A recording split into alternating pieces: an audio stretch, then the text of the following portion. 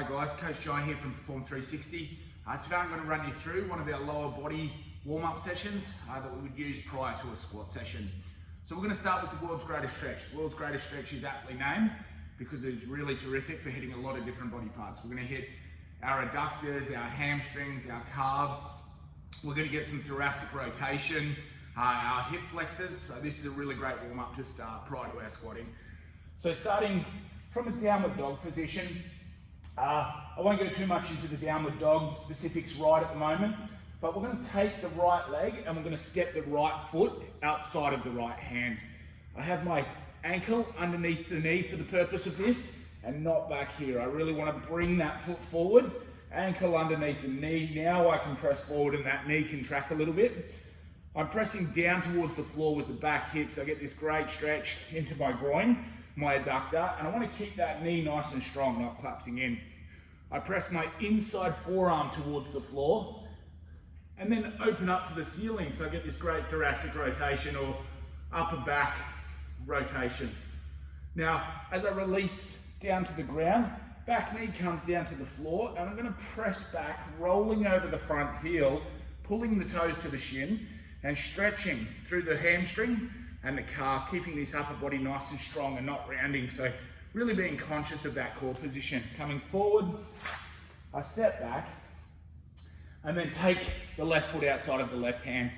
Ankle under the knee, pressing that forearm to the ground, opening up, reaching to the ceiling, releasing down, rolling over that front heel, pulling the toes to the shin, hamstring and calf. So I'm only going to hold these positions for 2 to 3 seconds, bearing in mind this is dynamic stretching prior to lifting. Opening it up, releasing that back knee down to the ground, rolling over the heel, toes to the shins, coming forward, stepping that left leg through for the final time, left leg outside of left hand, press the forearm, open it up to the ceiling, release that back knee down to the ground, pull toes to the shin, nice stretch through that hamstring and calf. Coming into my Cossack squats, I'm really targeting my adductors here. Now, the foot I'm lunging into, I want to keep this heel grounded, so I don't want this heel to lift at all. So I only take this as deep as you can to make sure that this heel stays down to the ground. Again, my upper body, I'm really being conscious of that core position, upper body position. Opposite toe pulls to the shin, really great stretch through those adductors and hitting those hamstrings and calves a little in there as well.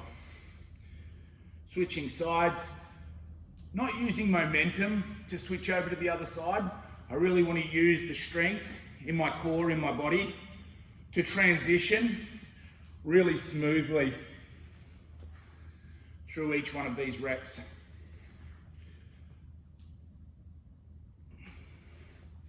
Ten reps total.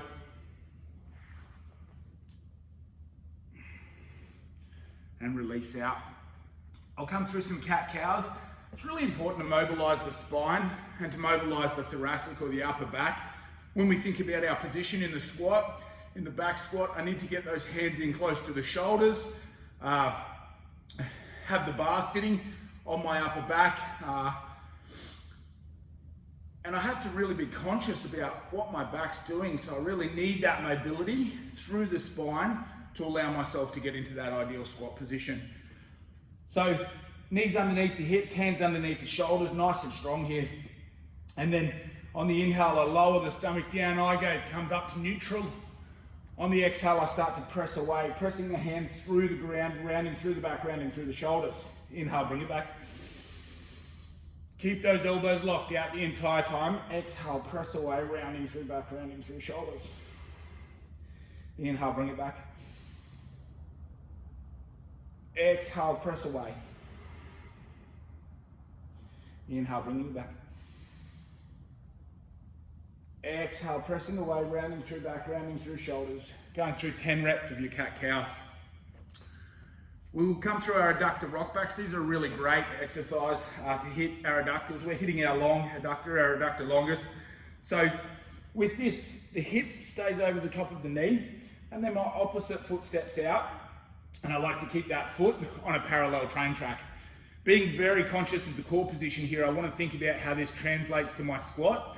So ensuring that I'm not hollowing out or rounding through that back, because that will move into my squat position. So instead think bottom rib into the back rib, belly button into the spine, and make sure that my butt's not rolling under at the end of this movement. So pressing back, coming forward, rocking back, coming forward, rocking back. Great stretch. You'll feel that all the way down to the knee. Rocking back, coming forward. Really try to feel how that core's doing the whole time and that engagement the whole time. Pressing back, 5 reps each side, coming forward.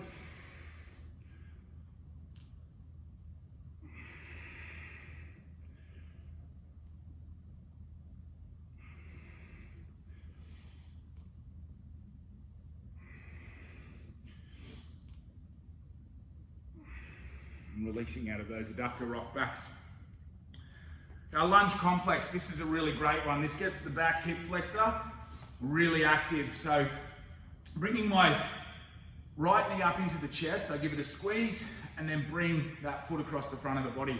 I'm gonna step up nice and long and nice and wide, hip width apart. Back knee drops just off the floor and I hold there, 2 to 3 centimeters off the ground. Take the hands to the front of the room and press away, not lean. So I'm protracting or rounding through the back of the shoulder blades. Opening up, stretching through that chest. I'm going to turn towards the forward knee and then reach for my back heel and elevate.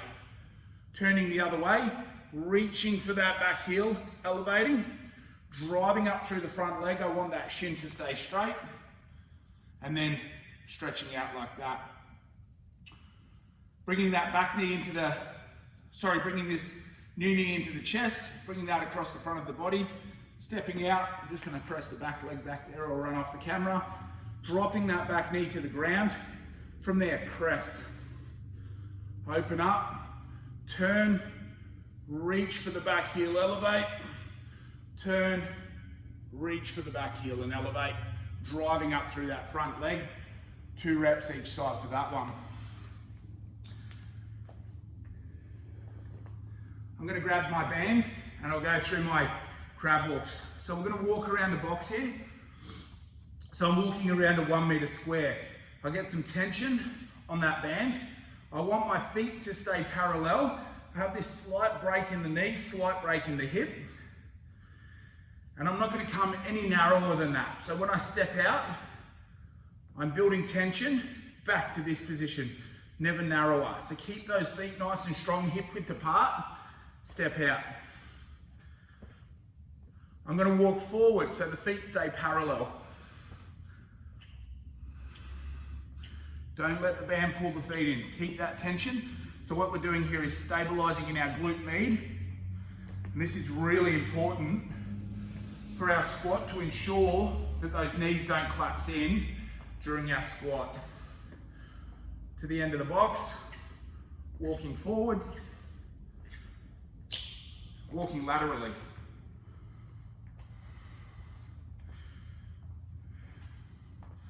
Walking backwards.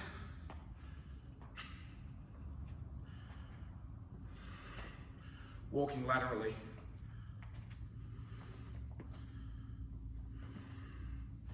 Do 2 complete laps around the box each time.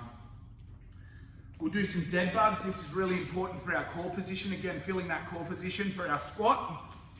So with these, coming onto the floor, pulling that bottom rib to the back rib and ensuring that the small of the back stays pulled into the ground.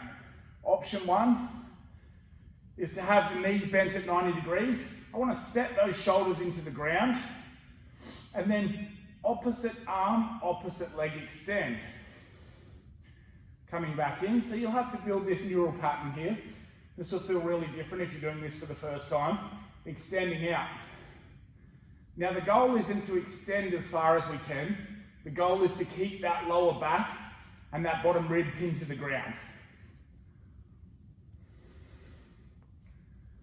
So we're challenging the core position. If we're looking to advance that position, Pulling the toes to the shin, pulling those feet towards the shoulders, and now opposite hand, opposite leg. Very challenging movement.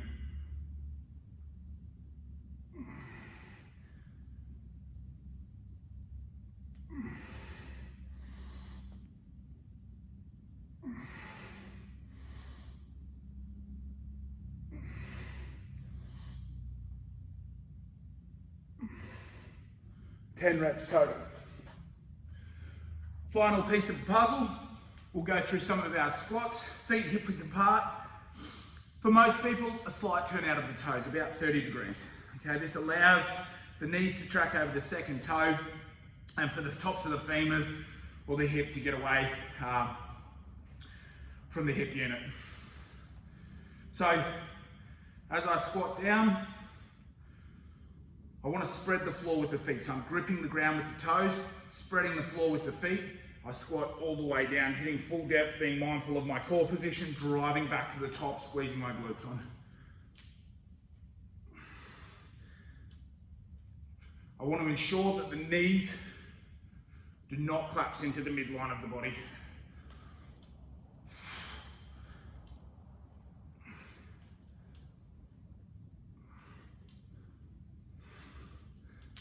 Ten reps total.